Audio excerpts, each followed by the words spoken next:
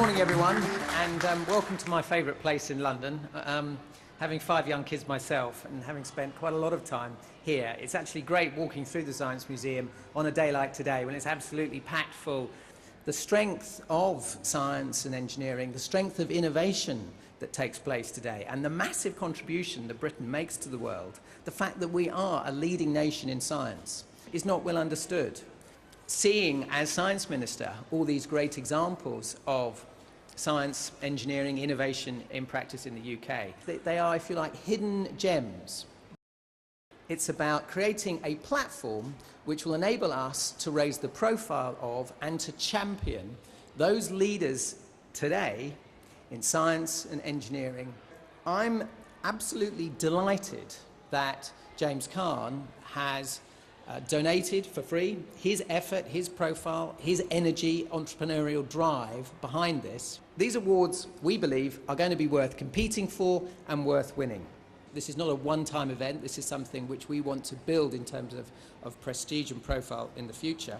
We're doing this in partnership with UK Trade and Industry to provide partnering opportunities and a higher profile for these winners as part of the package of activities that UKTI takes in terms of raising the profile of British businesses around the world.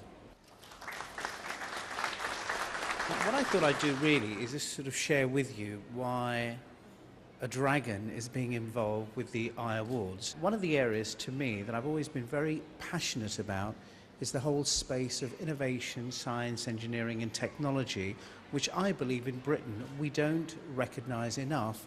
If the world was a high street and we passed the shop called America, I think we'd all have a pretty good idea of what we'd see in the shop window. Then as we pass through a shop called Britain, what would you imagine would be in the window? What does Britain stand for, globally? Actually, there are certain things that we do that are so fantastic, but we just don't recognise them and we don't applaud them. One of the things that I think Britain needs is to start to recognise the achievements of both individuals and organisations in this country that do so much for this country and so much for the economy, but they're just not recognised.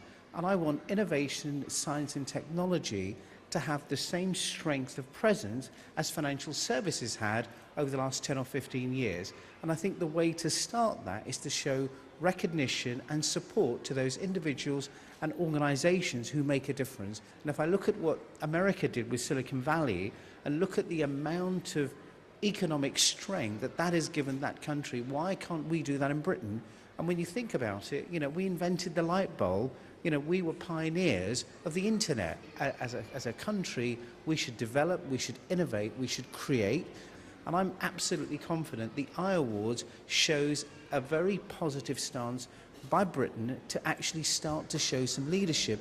When we go back to that illusion of the shop window, we need to see a window thriving and buzzing with innovation, science and technology. I just want to make sure that as an economy, as a nation, we recognise and we respect and we applaud people who do such things as innovate and create.